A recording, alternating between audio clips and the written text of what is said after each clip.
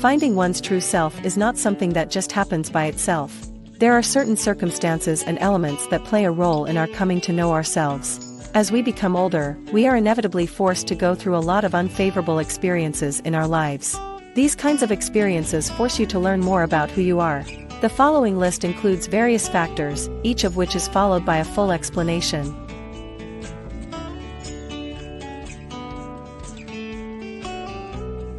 The most significant component in discovering who you are is gaining experience via practice.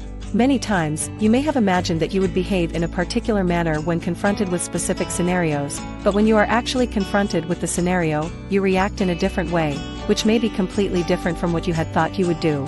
This is the moment when you learn more about who you are.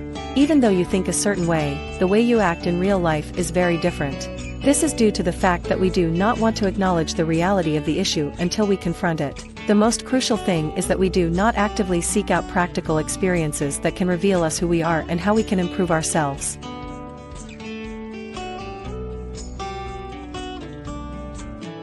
The making of sacrifices is a significant component in the process of coming to know oneself better.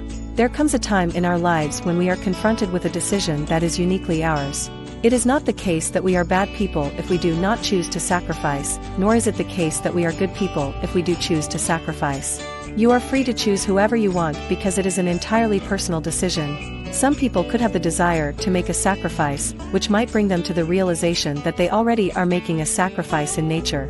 On the other hand, persons who do not have this desire are referred to as being leisurely. Therefore, here is another real-world example of the opposite way around. The environment is yet another significant aspect that plays a significant part in the process of coming to know oneself. You are shaped into the same kind of person regardless of where you live because the environment that you are exposed to has an effect on you.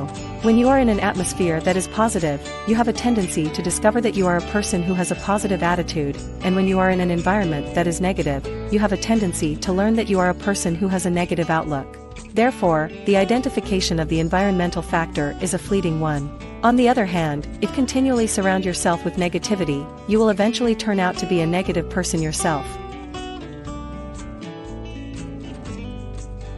Therefore, the components of self-discovery are readily apparent, and at some point or another in your life, you will have the opportunity to learn more about who you are. Not only for reasons that are immediately obvious, but also for the sake of your own contentment on the inside, it is essential to find out who you are.